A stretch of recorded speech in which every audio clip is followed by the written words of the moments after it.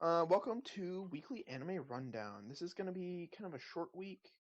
Um, we're kind of switching in between spring season and summer season, so we got like what, two shows right now, plus Retro Redemption. Stick around for that. We got Hero Academia and we got Recreators, and then I got an oldie but goodie for Retro Redemption. This week was actually pretty good, I'd say. I really liked Hero Academia, and Recreators was more backstory and talk, but let's talk about it then. Um, do I do the same order as normal, or are we just gonna change things up because it's such a So, long My show? Hero Academia. Okay, we're keeping the order. Um, I'm starting this right off the bat. I think obviously something's going on with Lita, and I'm I'm starting this off with Lita. I'm not starting this off with like the beginning of the episode. Something's going on with him. Like obviously, like his brother is in a hospital, and that's seriously having psychological impacts on him. But something else is going on. Like I feel like he's going dark and going like revenge. Because at the very end, I'm like jumping to the end, but I'm still talking about Lita. Um, Midoriya was like, I'm gonna regret being less empathetic to him. Yeah, Like this is like storyteller mode. Like I'm talking from the future. I regret not being more empathetic to him. And just the look that Lita has been having like this entire episode is just straight up. He is not doing good. yeah. I And think this episode was a big turning point for his character.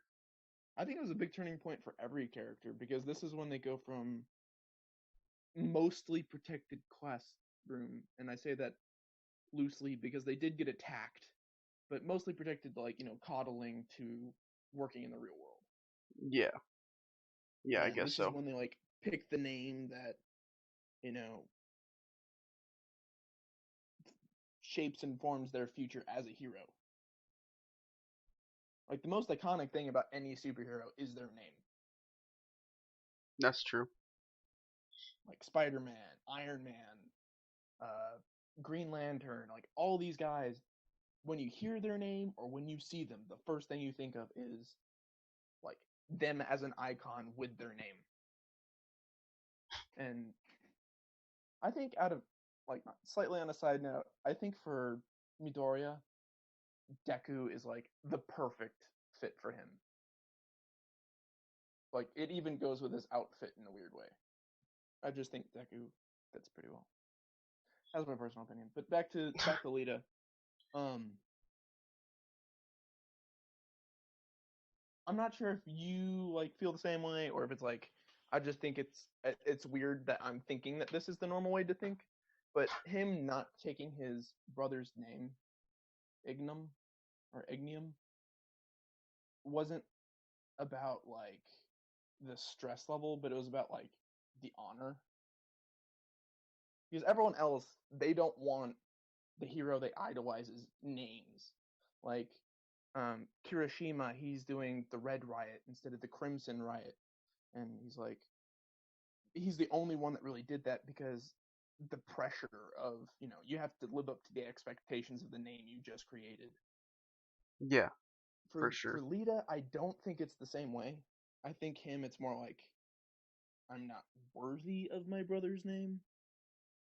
Yeah, I think that's what his look gave away whenever he was Because that little scene there. yeah, he like up until now he would always talk about his brother like on a pedestal. Like he's like, my brother's the greatest. My brother's like this, that, and the other thing. He leads tons of people, which he does. And he's like, you can see the stress of trying to live up to his brother is really weighing on him. But him not taking the title seems a lot more like honor than that stress. Even though the stress is still there, that's not the reason why he didn't do it. Yeah.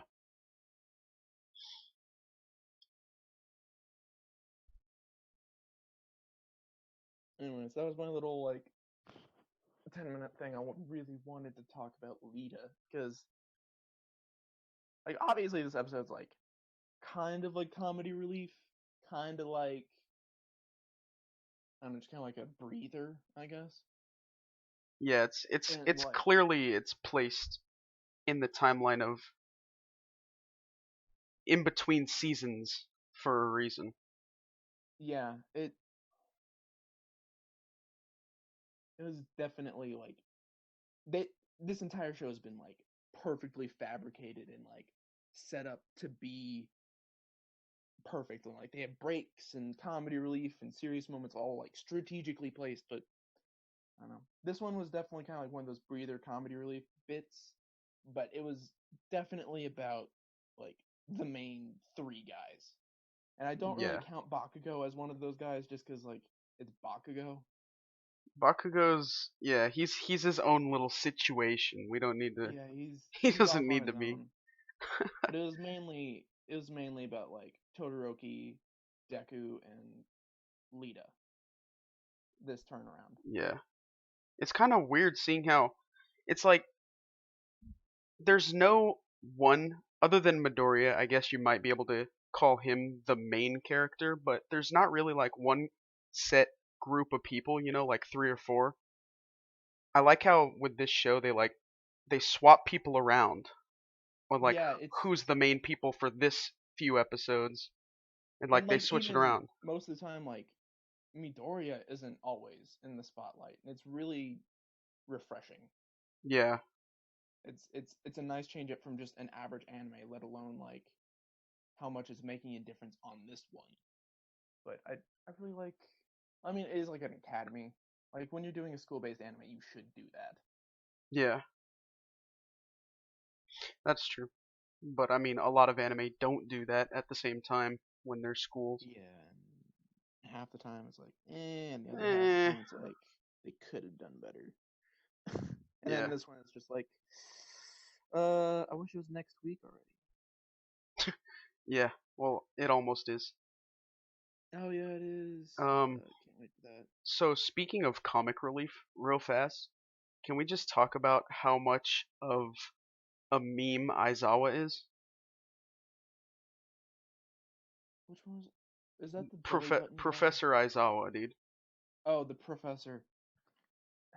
the one and I love only. him. He's like the class's homeless man pet. Yeah, Like I he love just his kind of like little the bundles up in a sleeping bag anywhere he goes when he's not needed immediately, and even then he like scoots around in the sleeping bag half the time, and he's just there. He that doesn't teach anything. He that's the doesn't one do thing. anything. And That is the half the time he doesn't one even say anything. thing. Whenever during the tournament, the how he was one of the commentators. He was forced to be one of the commentators. Like it Yeah, started off, he's like, "Why am I here? I I'm don't want to I'm be here." The so other guy's like, "Well, you're a surprised. stick in the mud." I'm so surprised that he actually didn't get into his sleeping bag at all during that tournament. I don't think he could. His arms were broken. Either Like, way, I feel like he could have found a way. I feel like yeah, he should have. he's pretty determined about his sleeping bag. The I sleeping will bag admit. is the highlight of his entire career. Oh man, he is like he's an interesting kind of guy. He really, really is. He's like whenever he's in meme mode, I feel like he's like so naturally funny that it's like sometimes I just completely forget to laugh at the jokes, but at the same time they're so hilarious. He's just there. And he's like, you don't need to be there, but at the same time, you like need to be doing something. And he just decides to do neither, and he just sits there. Yeah. Like, either don't exist or do something, and instead you just sit there and just stare at everybody. Yeah, exactly. And I think it's not really comedy relief, but I think probably some of my favorite moments in this entire series is when like Midoriya makes him surprised. Like when they were doing the tests and everything, Midoriya was like basically flunking out because he's just an average person because he's not using his ability. And at the very end, he's like, Okay, but you can't use a power that breaks you, otherwise no one's gonna want you. And so instead he like just breaks his finger to throw the ball, and you could see the look of shock on the dude's face. And you're just like, I don't know. That moment always just gave me like the chills because I'm like, this guy does not get surprised at all. And when you see his facial expression change or a facial expression on his face at all, you're just like, something happened. Something important happened. Let's just rewind a couple of seconds just to rewatch this scene over again. He's such just like he just doesn't seem like he ever cares, and when he does, you know something just happened. Or something is just about to happen. Mhm. For sure. And he's such a great character all around. Like he's a pretty flat person. Like if you would meet him in person, he just seems like really flat and boring. But as like a character, he's like really well rounded. If I He's a met really this great dude in character. real life, just bet I'm gonna be hanging out with this homie. No, Bet. you'd be like that person's gross and hasn't showered in 3 weeks. Not if he gets into that Keep him away. sleeping bag. He gets into that sleeping bag once, it's Yeah, if over, he dude. gets in that sleeping bag, I'm just hanging around him and annoying the crap out of him just because he's there. Just be like, "Sup, bro? I ain't leaving until you get out of that sleeping bag." He'll just go to sleep and ignore you. And then I'll just sit there like talking to him as if he's awake. Be like, "Sup, All pal? right. Sup?" All right. Anyways, That's enough of that. Let's move. Let's move on to the episode of Recreators, the only other episode that really came out that's new. oh, okay. Um, hmm. It was interesting. So I mean, Soda finally told everybody about Shimizaki Yeah, and everything it that's was going down with her. one of my several situations I threw out at the beginning when she first showed up, or Yeah. actually before she showed up. It was when, yeah, never mind. Anyways, I was gonna go back and like, blah, blah, blah, blah, blah, but it doesn't really matter. one of the uh one of the highlights of this episode, I guess, is that the group found out that Altair can actually revise stories, and that's her power is she can revise the stories. Yeah, So I think the coolest thing, although also kind of the saddest thing, is like Altair's abilities. Like, I like how her fan base just took her and made her into something. Like, I think that's just the coolest thing ever. But on top of that, it's like that's isn't that what makes her unstable?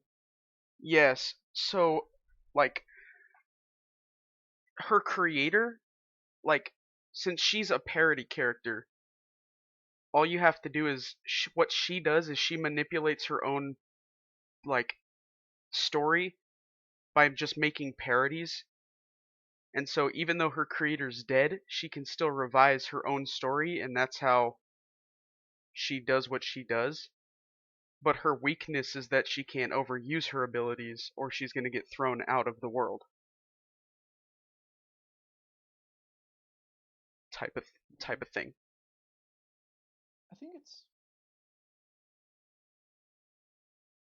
I'm not entirely sure if her ability is really revising, or rather she just picks which version she wants to use. Like obviously, like they say revising, and that's what the creators of this anime wanted, but I feel like a better description is she picks which version she uses. Maybe. We still don't really know Yeah, everything it's still about like her, up in the so air. yeah, Like it's still she's kind of a still relatively like kind of a enigmas blob of a character that we yeah. know nothing about. But definitely she's an interesting character. And my main thing that I find really interesting is like her react like I know this is going back to like the first episode, but her reaction to Sota when they first met, when he first showed up in uh the anime that she was currently invading or whatever. Her like her initial reaction of just shock. Like she's like, you're not supposed to be here.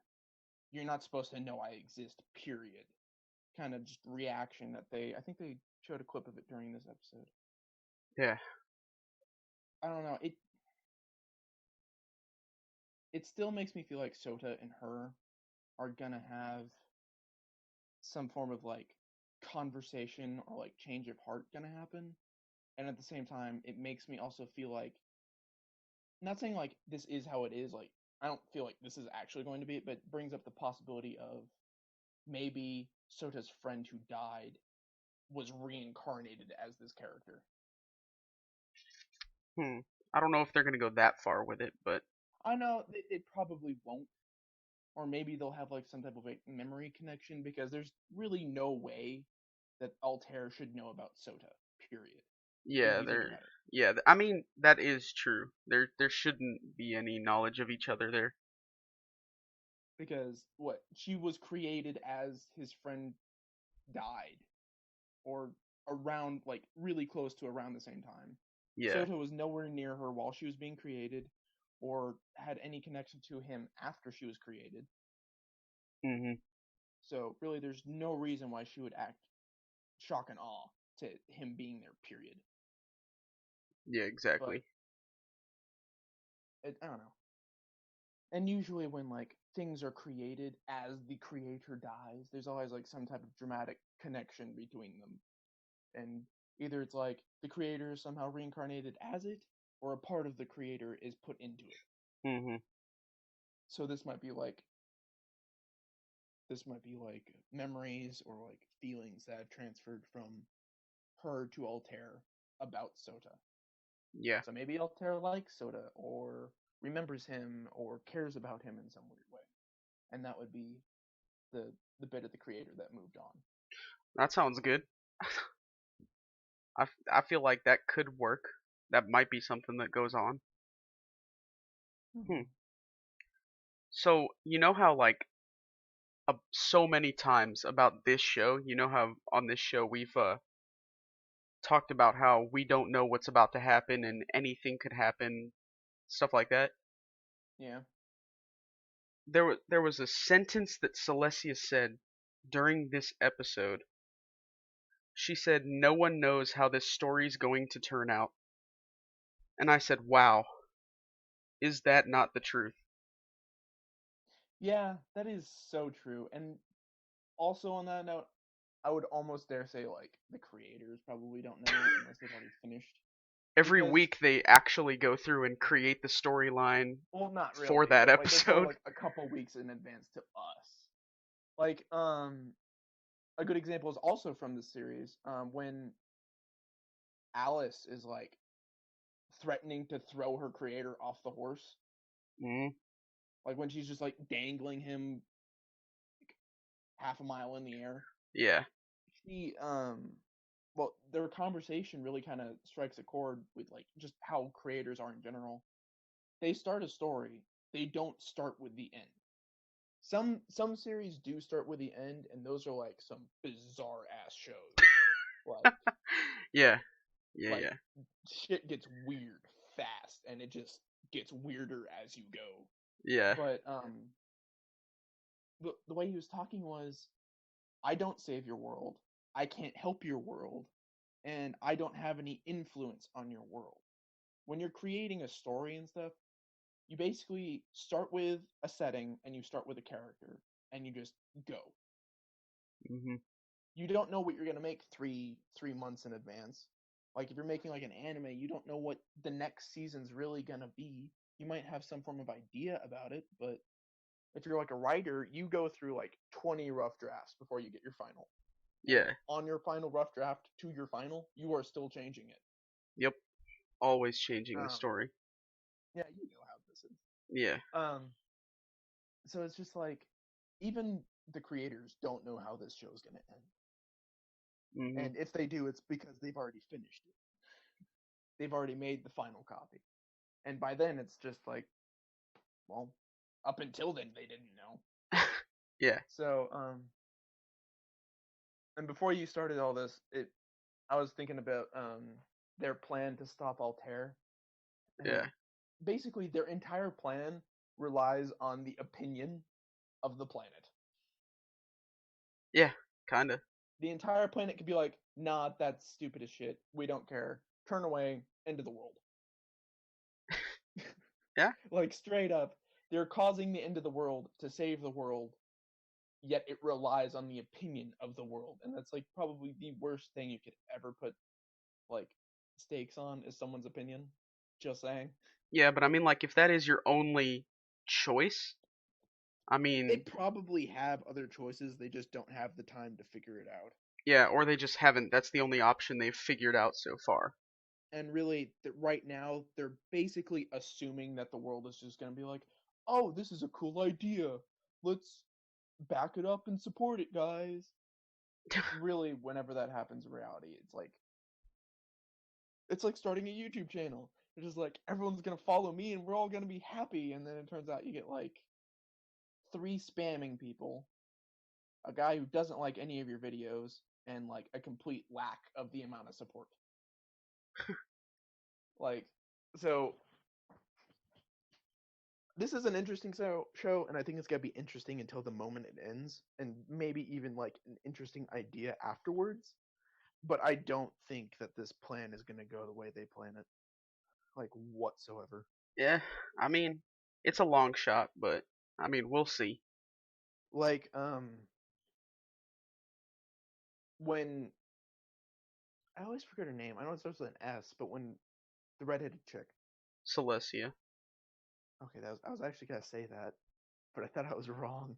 But when her story got rewritten, and she got that like rejuvenation and the ability for a short term period of time, Uh-huh.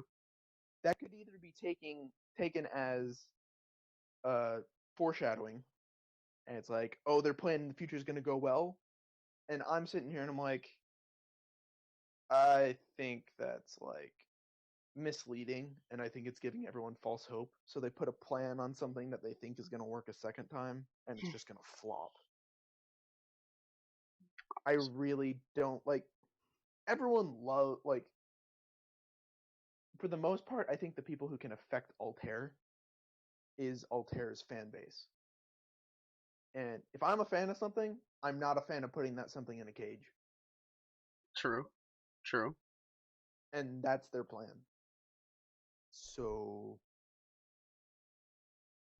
Yeah, yeah, I don't know. I don't think it's gonna work. Like I said, that's I don't think it's definitely gonna work. a shot in the dark. Although at the same time, you could also think of like they could actually just kill her, like what happened to Mamaka, Yeah, maybe actually. or they could just end up making her so unstable she gets kicked out. True.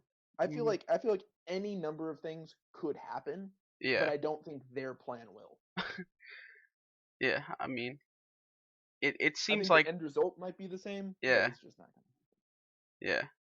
I think it's probably like I don't know why that's the plan they're going with, but I mean, I guess they just haven't realized anything else or don't want to do anything else. So, I'm sure we'll find out cuz there's, 11, 12 more episodes to this. So, I'm sure it's not anywhere close to being done. So, happen. Oh, that's also true. Yeah. Well, unless they actually do wrap it up in the next two episodes. well, there's 22 Well, I mean, episodes. like, yeah, I know, but we're like at the halfway point right now. Uh-huh. So I mean, they could wrap it up in the next 10, or they could just continue it out, maybe kill one or two more characters, and then go to the next one. Oh, Oh, okay. So when I was watching the episode, I wanted to talk about this, and then I completely forgot since like halfway through the episode. Um, Blitz. Blitz. I liked how he was kind of like pulled into everyone's attention, and how he was kind of. To be fair, he didn't really get much character development because he was lying and acting total snarky like the entire time. But Yeah, like I don't know, just the conversation he had and how he reacted to it really added depth to him somehow. Like it just yeah, made him seem more like a character, I guess. kind of. I mean, We like left he on is a how he's just weak. mercenary, so Yeah, but you also know that his daughter died, oh, and when his daughter died, he didn't really act like how like he was exactly how Alice described him. He was like, "You have no feeling of emotion towards anybody I'm talking about, and you're a total ass." But when she mentioned his daughter, yeah, he didn't really act like emotional or anything, but he got bitter. Like yeah, you, there was a subtle change in his mood, and he was a lot more like pissed off than anything else. yeah, So meaning he's taking like mentions of his daughter as like kind of like a scar or something, like as something he harbors as a bad thing, than like soft gushy memories like Alice and Mamaka. yeah, So he's I mean that's what usually makes a mercenary is something like pretty traumatic and heart hardening. yeah, So that was probably what happened in his story was his daughter died. And just like yeah, he didn't show emotions. He wasn't like Bruce Willis crying or anything. But I don't know. We at least learned a bit about his backstory. He showed up. We get more of an idea of where he came from, and like even before the series started, I always thought, I'd really like Blitz. Even before I knew he was a mercenary, because he's a cool ass dude with a revolver and smokes cigars. the cigars, Like from the gotcha. intro, I knew I was gonna like him.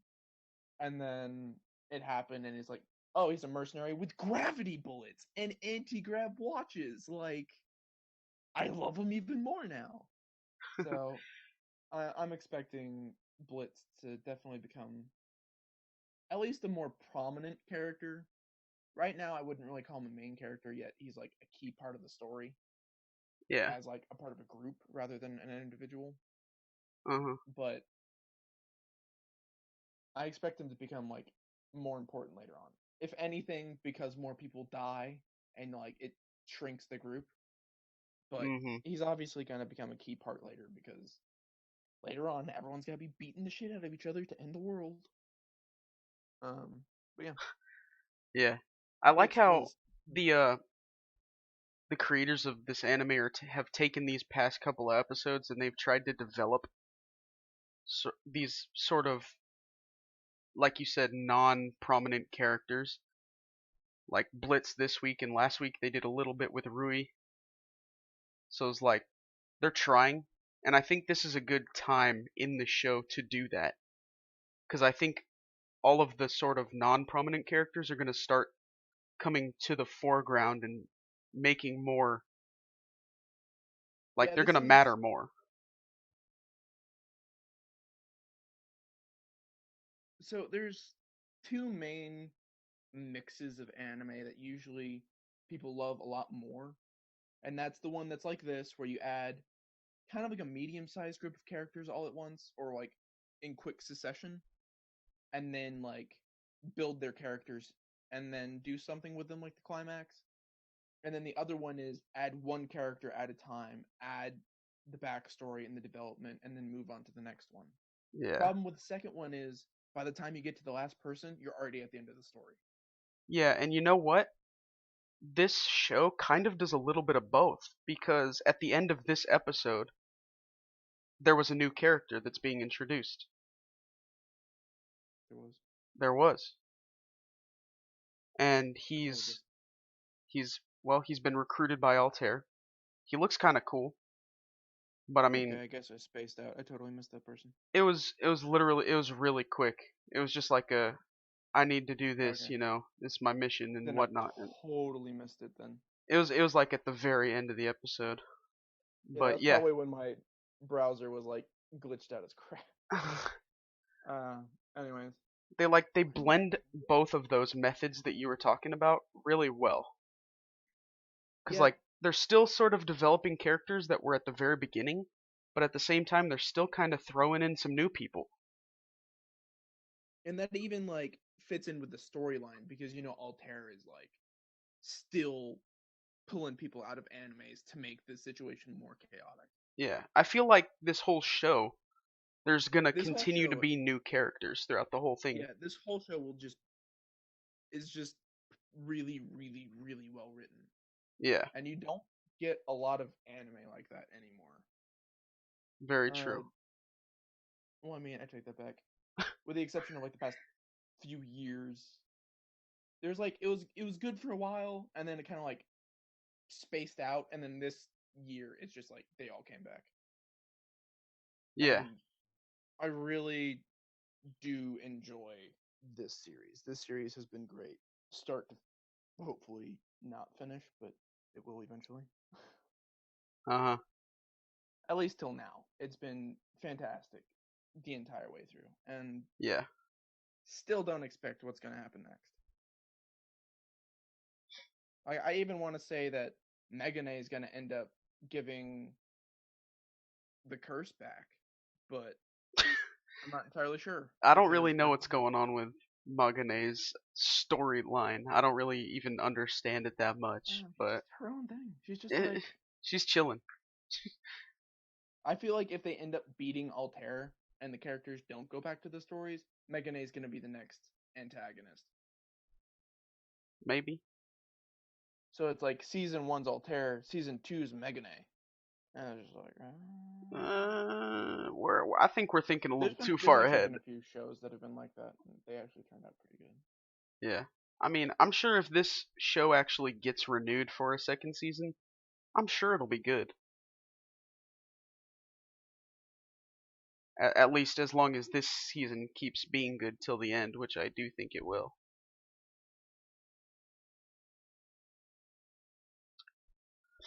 But I propose there's going to be a pretty nice sizable fight that's going to go on pretty shortly. Maybe not next Oh episode, yeah, but definitely.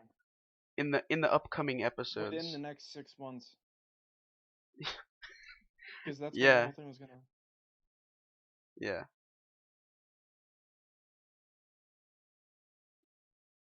So, with that being said, I think it might be time to go back. I think it might be time to take a step back into the past and renew our grievances for what could be. What do you think? That sounded like way overly complicated, and somehow reminded me of like Fresh Prince of Bel Air. It is time for the it Oh, it is time for the it's retro so short. redemption segment It's of so this short. podcast. What do we got this week? Vertigo We Ghoul. got it's quickly called Reborn. Um, geez, what year did it come out? Crap, I forgot. I don't have my thing up in front of me because my computer crashed. Anyways, it's an interesting one. Um, a friend of mine recommended it to me, and then like after watching probably like 2 seasons of it, or like a bunch of episodes about it, turns out it was his favorite. It's a shonen. It's based around just an average everyday kid who turns out to come from a mafia lineage. He is from a mafia family, and he never knew it until one day a baby wearing a fedora and a suit breaks down his door and tells his mother, "Oh, I'm his school tutor," because he completely sucks at school. Anyways, and it's quirky and it's silly and it's funny, but there's some badass fight scenes that I really want to say puts Dragon Ball Z to shame. Like